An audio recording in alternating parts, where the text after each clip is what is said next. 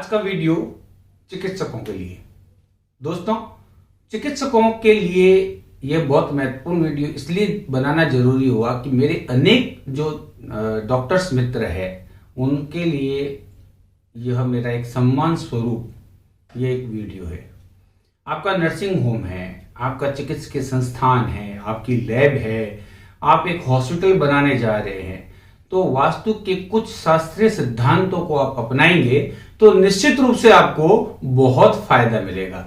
दोस्तों, वो फायदा हम कैसे प्राप्त कर सकते हैं? मेरे वास्तु के जो सिद्धांत मेरे द्वारा बताए जाते हैं, आप उन सिद्धांतों को आप लगातार करते रहिए। यदि आपने बना लिया है तो भी आप अपने जो चिकित्सा संस्थान है उनके अंदर इसका प्रयोग कीजिए। दोस्तों, ये भ्रांति है कि वास्तु केवल कार्यालय के लिए, वास्तु केवल घर के लिए है, ऐसा ना सोचे।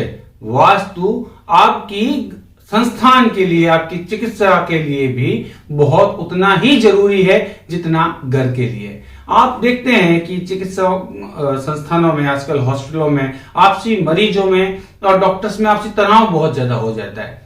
मरीज वहां जाता है और वहां नकारात्मक एनर्जी इतनी होती है कि वह स्वस्थ तो होता है या नहीं होता है वो तो बाद की बात है, वहां तनाव ज्यादा हो जाता है और तो और वहां के स्टाफ में भी ऐसी प्रवृत्तियां हो जाती है। तो इन सब चीजों को हम दूर कर सकते हैं हमारे वास्तु के द्वारा। हम सकारात्मकता कैसे लाए, वहां की नकारात्मक एनर्जी को कैसे दूर करें, देखते रहिए। मैं राजेश व्यास, वास्तुविद, आज आपको बता रहा हूं डॉक्टरों के लिए, हमारे चिकित्सक जो हमारे साथी है उन सब लोगों के लिए वीडियो मेरा समर्पित है। दोस्तों, आमतौर पर यह बात रहती है कि चिकित्सक संस्थान के लिए हमने कौन सी जमीन लेवे, पूर्व, पश्चिम, उत्तर, दक्षिण, आग्नेय, कौन सी जमीन ले? आप कोई सी भी जमीन ले लीजिए, लेकिन ध्यान ये रखें, कोशिश यह करें, हो गई तो अलग बात है, आप आग्नेय और वायव्य जो दिशा है उसकी भूमि या उस भूखंड का चयन आपको नहीं करना चाहिए।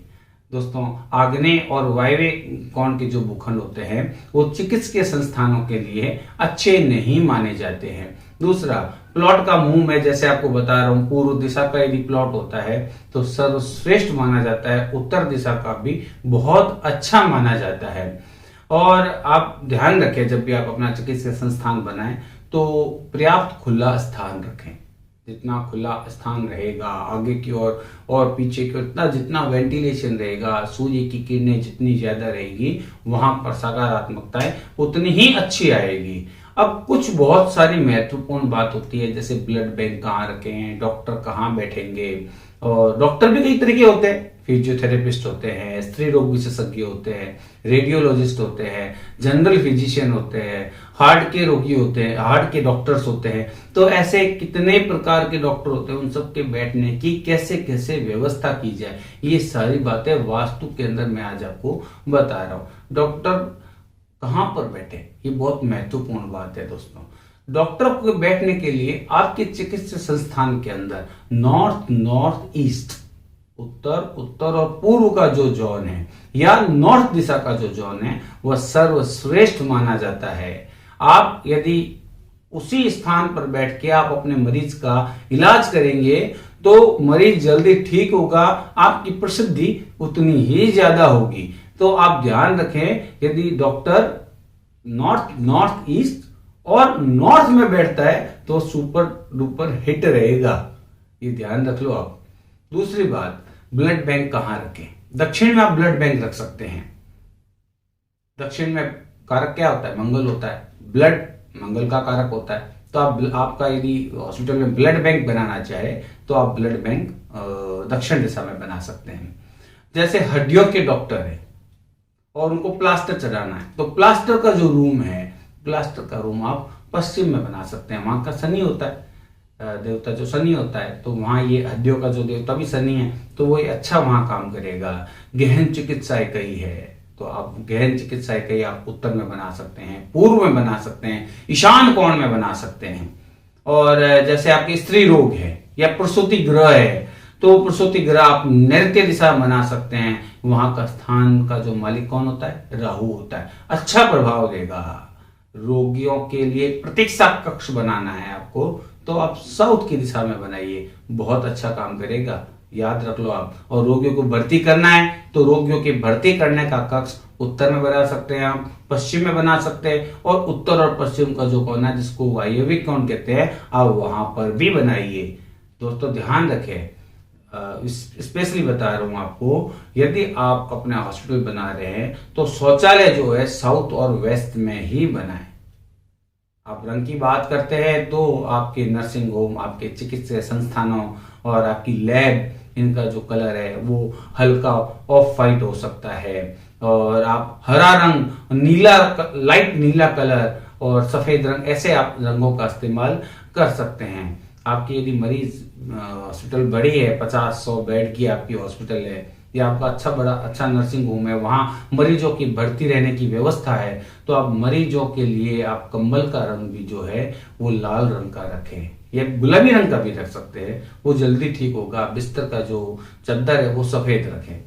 दोस्तों बहुत एक जरूरी बात, आपातकालीन कक्ष यदि आप नर्सिंग होम में बनाना चाह रहे हैं तो आप वायव्य कोण अर्थात उत्तर और पश्चिम दिशा में ही बनाएं। हॉस्पिटल का कैश काउंटर बनाना है आपको, तो कैश काउंटर भी आप उत्तर दिशा के अंदर ही बनाएं। कैश का फ्लो अच्छा रहेगा उससे। दवाइयां रखते हैं आप उत्तर में रख सकते हैं, पूर्व में रख सकते हैं, वायव्य में रख सकते हैं, ईशान में रख सकते हैं, लेकिन ध्यान रखें नैऋत्य कोण में आप दवाइयां बिल्कुल ना रखें। यदि आपकी लैब है, आपकी एक लैब बनाई है आपने, तो उस लैब के अंदर क्या करेंगे, लैब में आप बैठक की स्थिति आप दक्षिण मुखी रखें। आपका एक्सरे मशीन है तो आप साउथ वेस्ट में रख सकते हैं। सूक्ष्मदर्शी यंत्र जो टेबल के ठीक सामने आप रख सकते हैं। जैसे सोनोग्राफी है तो उसके लिए अलग कक्ष बनाइए। जो सोनोग्राफी कराने वाला मरीज आए तो उसका सिर दक्षिण या पश्चिम में होना चाहिए। जैसे अल्ट्रासाउंड है, एमआरआई है, अल्ट्रासाउंड सोनोग्राफी हो सकती है, तो आप उसको साउथ ईस्ट, आप दक्षिण और पूर्व आग्नेय कोण में भी बना सकते हैं। डीप फ्रीज भी आप आग्नेय कोण में या दक्षिण दिशा में आप रख सकते हैं। इस प्रकार आप अपने प्रयोगशाला लैब का भी सही तरीके से इसको आप मेंटेन कर सकते हैं। दोस्तों बहुत जबरदस्त बात बता रहा हूँ। डॉक्टर्स का जो चिन्ह होता है, एक दम होता है, दोनों तरफ उस पर एक स्नैक बने होते हैं। ये वैसे तो हमारे कुंडली जो हमारे योग वहां से आई है, योग से हमारी ये आई है, तो वो चिन्ह बहुत डॉक्टर्स के लिए महत्वपूर्ण होता है। वह चिन्ह आप नॉर्थ ईस्ट के अंदर डॉक्टर का चिन्ह रखें। डॉक्टर का जो दूसरा चिन्ह प्लस का चिन्ह, रेड कलर का जो चिन्ह होता है, वह साउथ ईस्ट और साउथ में भी रखा जा सकता है। बहुत अच्छा प्रभाव देगा।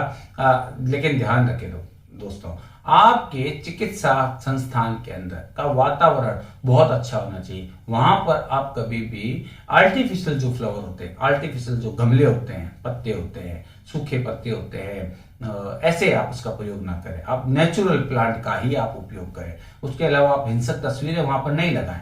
वहां पर आप खूबसूरत स्माइल करते फोटो, और उसके बाद में वहां आप नेचुरल जो फोटो है आप उन फोटो का इस्तेमाल कर सकते हैं। ध्यान रखें आपकी चिकित्सा संस्थान, नर्सिंग होम और आपकी लैब का नैऋत्य कोण बाहरी होना चाहिए।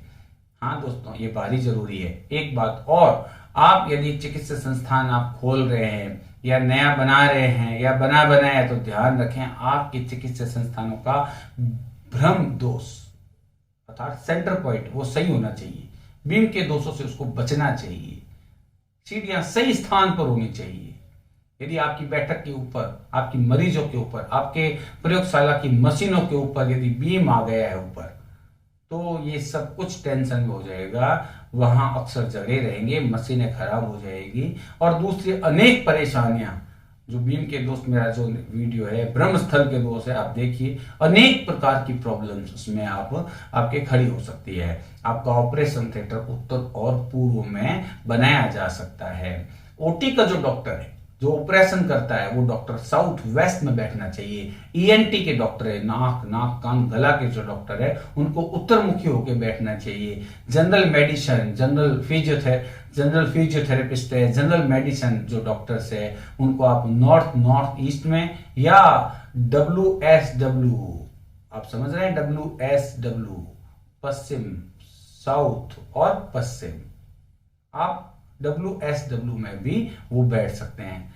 आपके मरीजों में रोग प्रतिरोधी क्षमता बढ़ानी है तो south east, south, west, north west और नॉर्थ में आप बेडरूम बनाएं। इससे आपका हॉस्पिटल, आपका चिकित्सा संस्थान सफल चिकित्सा संस्थान हो जाएगा।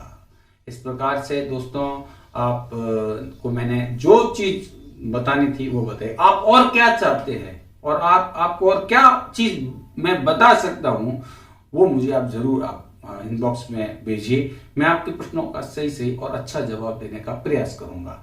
आप मेरे साथ ऐसे ही जुड़िए। तो आपको ये मेरा वीडियो अच्छा लगे तो आप अपने अन्य डॉक्टर्स को भी आप शेयर करें।